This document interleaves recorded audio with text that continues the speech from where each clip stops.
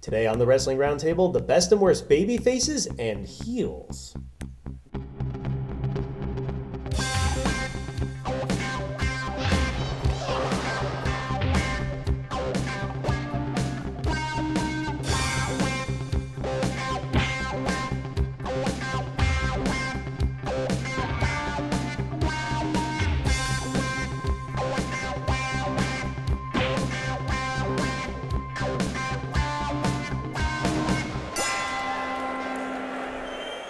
Welcome back to the Wrestling Roundtable. I'm the host, Eric Santamaria. Been in wrestling 7.5 years or so, but I've been a fan of 23 years. And introducing the panel to my right, which is your left, Anthony Garrity. He's been a fan of 22 years, and alongside him, also to your left, my right, is Alex Payne, the American Psycho. He's been a fan of wrestling for 24 years, but you've been wrestling about 6.5, so you've got that going for you at least. And also to my left, which is your right, he's been in wrestling about 8-9 years already, but you've been watching wrestling for 15 years. It's Shane Hagadorn, the most decorated and successful manager in Ring of Honor history. And first up, as you know from the top of the show, we're going to talk about the best and worst baby faces and heels in pro wrestling. No shades of gray here, Vince Russo.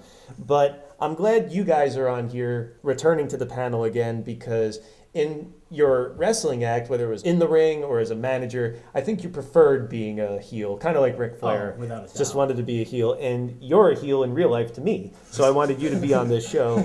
But you took this turn when you came back from Japan to this American Psycho gimmick, and it's really working out well for you, because before, as the plain babyface, go-getter, yeah baby sort of stuff, it really wasn't going anywhere, and you seem more at home and really having more fun. You seem to be more comfortable as this Psycho sort of character. So now that you guys have that experience, and we've been watching wrestling for decades combined, before we begin on the worst heels, some guys who really weren't good at it, I guess, what makes a good heel? What makes a bad heel? What makes up the opposites here? What's a good example? Ravishing Rick Rude. He was a creep, great body. Every time he came out, he's telling men to look at him.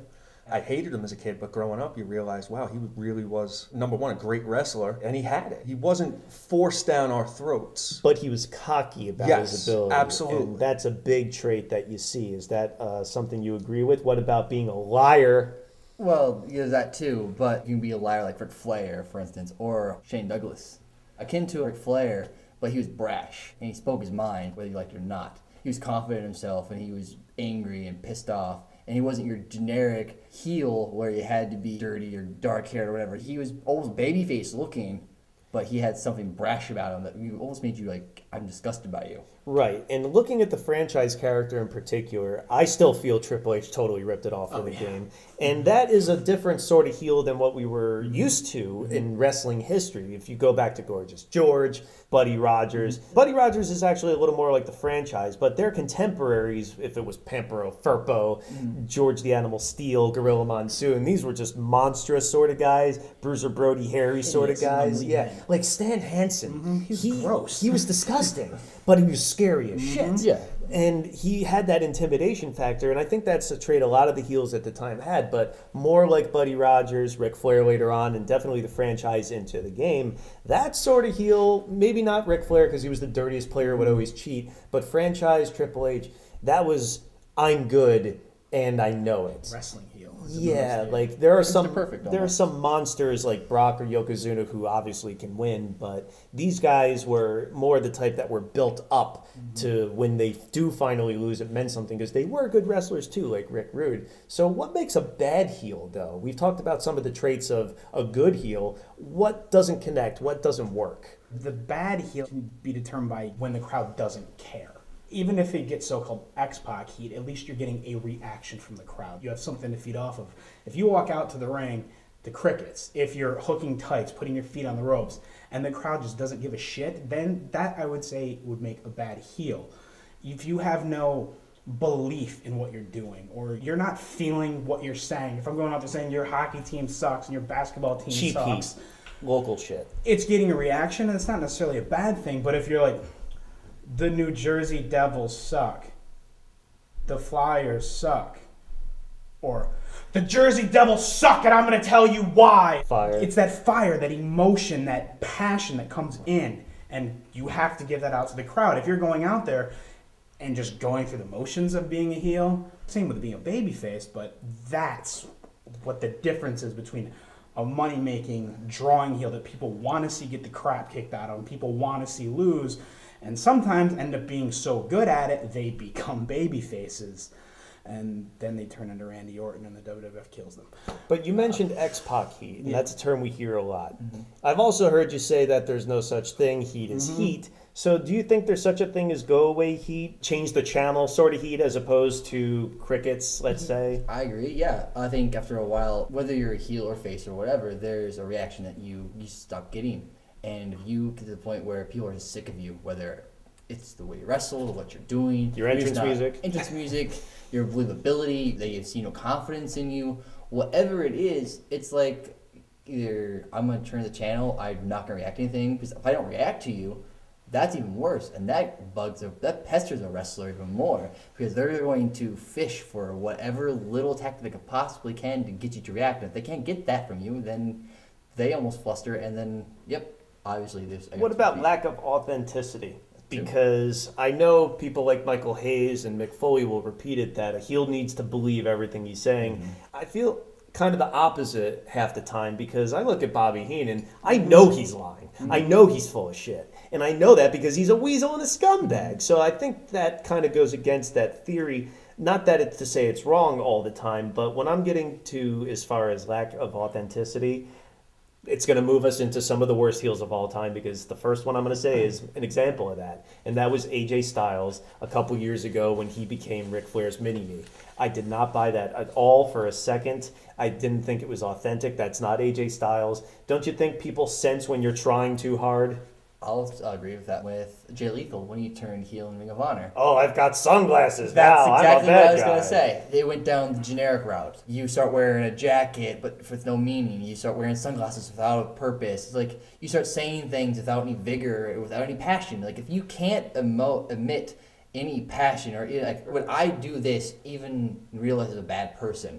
Or would I do this to somebody, or would I take this example and use it? If you can't believe it, then there's no point of doing it, and there's no believability. What do you think were some of the worst heels? The Miz. He's good on the mic. He's pretty decent on the mic, but once it comes down to wrestling, I think he's absolutely terrible. And the fact that he was Danielson's coach was just a joke. He gets kind of the go-away heat from me, at least. I don't want to see The Miz. And WrestleMania, before his main event with Cena, they had this great video package for The Miz, and I was like, okay, this is going to be a great match. The Miz comes out, he walks down all aggressive, and he delivered a horrible match. Shane McMahon puts on more entertaining matches than The Miz does. Seriously, I liked him at first, but something has happened in the past year that just, as soon as I see him, I change the channel. I think there are some guys who people get to the point, especially if they have longevity, that fans don't want to boo. Ric Flair may love being a heel, but no one wants to boo him really right now, even if he likes to do play along. But there's two guys aside from him that really stand out in that regard, and they're also NWA guys. Dusty Rhodes, when he joined the NWO in 1998. First of all, no meaning behind And it. the most There's nothing genuine illogical about it. person I think that was put into the NWO. Paul and Nash just wanted their buddy to be in Yeah. it, that's all. And none of the times, even though I kind of like the idea, at least, of the Main Event Mafia, but it didn't seem like any of the times Sting has been a heel in WCW or TNA, it's really worked, or it's really taken off. But I think it's kind of a mixed bag. The WCW heel, Sting, I felt, even watching it, like he didn't want to be a heel, that there was no heart into it. In TNA, I felt more like it was the fans don't want him to be a heel. They respect him too much. He's put in too much time. I think it'd be like also trying to turn the Undertaker heel right now. It's just not going to happen. There's just too much respect from the fans to want to boo this man. Well, don't you think in a way people are trying to recreate, and we've seen it many times, like with Austin in 2001, that people are trying to recreate Hollywood Hogan, because Hogan had reservations about turning heel too. And it's not even that everyone wants to sell merch and that sort of shit, but he, along with Goldberg, when they forced him to turn heel in 2000, these guys are like, but there's kids that look up to me, and that meant something to them, and they didn't want to throw that away necessarily. Hogan worked, out of all these, maybe the only one, because they ran with it and it became really good. But there's other people too, like Sting and Dusty Rhodes and others that... Brutus Beefcake, when he became the Zodiac. Like, who wants to boo Brutus Beefcake? It's goofy in that case, too. Whereas you're talking about like someone like Sting or Dusty, when you grew up genuinely loving them, enjoying them, they were stand-up good guys. And you can kind of tell whether, in Sting's case, he changed his look. It almost had a very heelish look, but it was rebellious and it was cool, and you wanted to like that look. And then having to force feed another heel turn on somebody, it's like... The WCW one, it was different. I was like, is this really happening? I can't believe this is really happening. And then to see it happen again in TNA, it's like, no one really enjoyed it once. Why would you go back to something that didn't work? Didn't they try and do it several times in TNA? A couple times, but there are guys who, once the bell rings, don't bring it either, and they just end up being boring, like Steve Blackman when he was a heel, or the artist formerly known as Prince Iakea. Yeah. So I can understand what you're saying about The Miz, but there's some boring guys that just don't connect, like Rick Steiner when he was a heel. Like, he had the cool alternative Scott Steiner thing and the catchphrase that people like, but once the bell rang, it was pretty boring. Hopefully you haven't thought that this segment's boring. It's going to get pretty good because we're going to talk about the best heels when we come back. 皆さんこんにちは。プロレスリングノアの健太です。レスリングラウンドテーブル絶対見逃さないように。 Welcome back to Wrestling Roundtable. We're going to have a lot more to say, I'm sure, about the worst heels and definitely the best heels coming up. So share your voice and opinion on Roundtable Radio, 347-857-4647 on Blog Talk Radio Tuesdays, and get the entire archive at iTunes or Blog Talk Radio. We've switched up the panel, and introducing to my left, which is your right, he's in the chat room every Monday night during Raw on Wrestling Roundtable. He's Will Effin Brooks. Fan of 23 years, just like this man to my right, which is your left, Rodney LeConte. And his brother Martin has been a wrestling fan for 13 years, but as far as mixed martial arts, you got a big event coming up in June, don't you? Yeah, for Crush Promotions on June 1st. Liberty High School in Jackson, Martin's first MMA fight. So if you're in Jackson, come out and support Roundtable panelists since the first season, my man Martin. Hopefully you get a big W there, and we're going to be there to support you. But right now, we're talking about some of the best heels. We talked about the worst heels in the last segment, and I wanted to ask a question before we get to some examples, because is it not that if a heel is getting cheered, because we've seen many times, especially with the NWO and in the Attitude Era, that sometimes there's a cool heel. We even saw it, if you think Smart Marks happened in ECW and cheered the heels, it was long before that. It happened in Madison Square Garden in the 70s, Philadelphia before then, but also with Ric Flair when he was feuding with Ricky Steamboat in 1989. People were starting to cheer Playboy Ric Flair and not the humble family man Ricky Steamboat when they had their last match at Wrestle War. So, being that this isn't a new phenomenon, is it safe to say that a heel, if he's getting cheered, is not doing their proper job? The heel is supposed to be booed. I don't think it's safe to say. Now, people like to go against what they're told. Look at John Cena. Exactly. Look at movies. People like Tony Montana, who's killing people Scumbag. And doing his drugs. Yeah, but people love him. He's idolized. He's on posters. Anti-hero sort of stuff. Exactly. So especially guys go for stuff that's cool. They think of like, wow, this guy must be cool if he's going against all like the whole public. I don't think it's doing bad because there's two different kind of heels. There's heels like the Outsiders who add a lot of humor into their shtick, and then there's people like Rick Rude who is just very berating, and people like the Dudley Boys who just attack the audience, so there's no way that people could cheer for him. Right. I don't think it's bad. I just think they're doing such a good job that people are looking at it from a different perspective. But isn't it a babyface's job to sell T-shirts and not heels? No, because merchandising is merchandising. People like it, love it, hate it. If it looks good and everything, they're going to buy. Look at the NWO merchandise, for an example. A big group of heels, but the thing is, every event and everything, you see NWO shirts all over. Well, WWE is a little more controlling when it comes to, you should be cheering this, yes, yes, and not. But I'll give an example from Ring of Honor the other year when Kevin Steen lost the loser leaves town, essentially, match at Final Battle in the Hammerstein against El Generico. Of course, everybody likes heel Steen, but at the end when people are, thank you, Steen, and all that shit, fuck you all! Isn't that a little more like, I guess, what the Dudleys were doing, trying to start riots in ECW? Shouldn't that be, like, straight heel stuff? Yes, you want to always generate heat as a heel, but if you're really good, they eventually start cheering you anyway because they appreciate what you're doing and they're being entertained by you. All the greatest heels all got cheered eventually. Roddy Piper, Rock, Ric Flair, they all got cheered after Hogan Rock. started off wrestling as a heel. Yeah, everybody just fell in love with their stick. Even if it was a bad guy, you're like, oh, that guy. I like watching when Rock does that A good shit. heel is someone who does their job right, but doesn't take it away from their opponent. You have to also make your opponent look good. Which is exactly what the Outsiders didn't do. But that's another thing. We want to get to some of the examples of what were some of the best heel moments. And by this, I don't mean cool heel sort of shit. I mean when you're watching this as a fan and you go, oh my God, that is low down, that is dirty. That's the exact reaction you should get. And speaking of the NWO, there were a lot of cool NWO moments, beating up people and awesome stuff and everything. But there was one that really stood out like, oh my God. And that was December 96 on Nitro, building up to Starrcade. What was the great dynamic of the Rock and Wrestling babyface and heel switching up? Hogan's not the face anymore. He's the heel, Hollywood Hogan. And he's a B-movie star straight to video. And I'm cocky Hollywood sort of shit. That was part of his appeal. But Roddy Piper comes back and he's not the coconut breaking, kicking Mr. T sort of Piper. He's the face now. So the dynamic is different. And on that Nitro, you may remember when Piper came in saying something like, I don't want to do this match, I'm going to retire or whatever the hell, with his son Colt.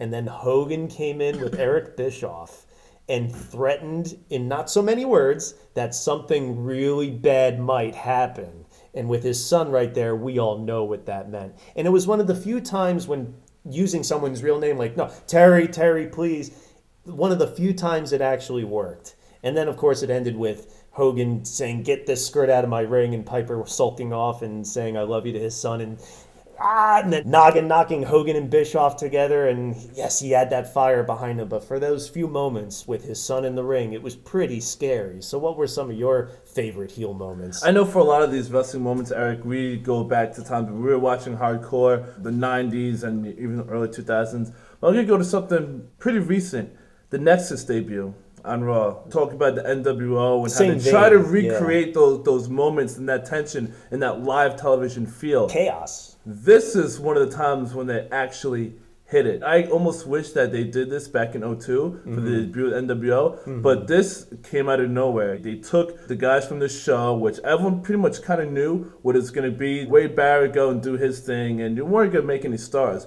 But they took our perception, our predictions, and they twisted it into this moment where they all come in. And like just the way that it was like synchronized when they're coming up to the ring and cornering John Cena. And the crowd was almost like, you could hear like the silence and the interest. Like no one was talking or booing or cheering. Everyone was watching.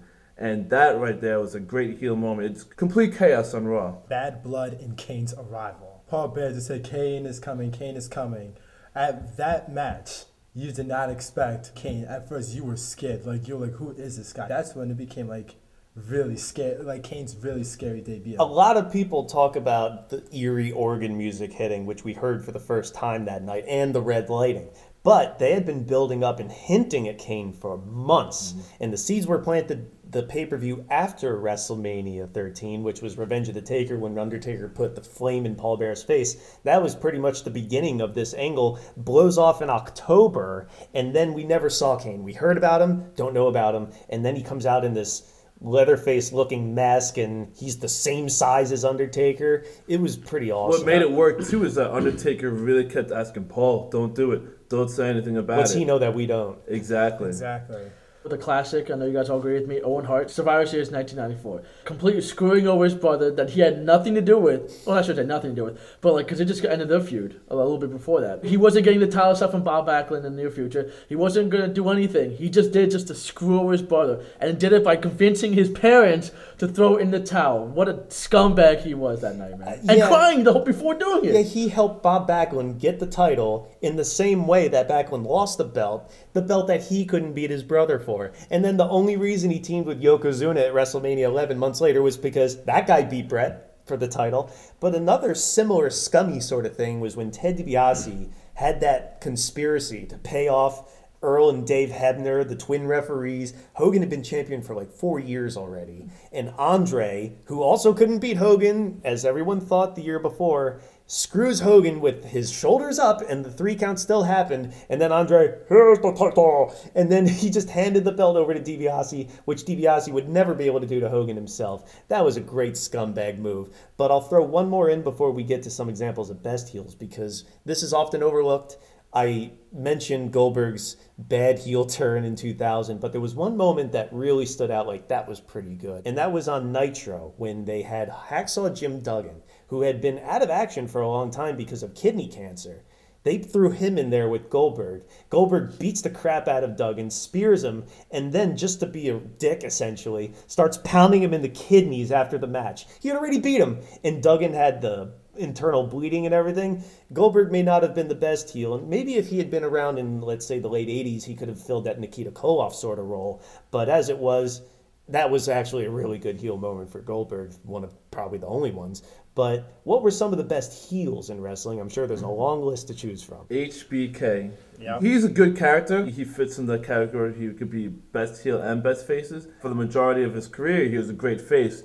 But this was proof that in 05, building up to his match with Hogan, when he was on the mic as a heel, he was money and nobody could touch him. Just everything he says just sounds so real. Like how Hagadorn was saying before in the last segment, how you know a great heel when you like have that feeling and you could know that like real personal issues are being brought out to the crowd on the microphone. And like The Click always did that with Hogan, didn't they? yeah, these guys were in separate companies for late 90s when their popularity was big, and now they finally get to face off. And because of Shawn Michaels, since his return, has always been this face and Christian and everything else. And then right back to 97. It was great. Randy Orton, when he first started, as the Legend Killer. Took the old guys, spitting in their face, disrespecting everything. He introduced the new generation. When they were trying to pass the torch over, and he was Like with obviously Triple one of the H ones and they spitting in Harley Race's face, Mick Foley's face, and beating some of them too. All of them. Roddy Piper.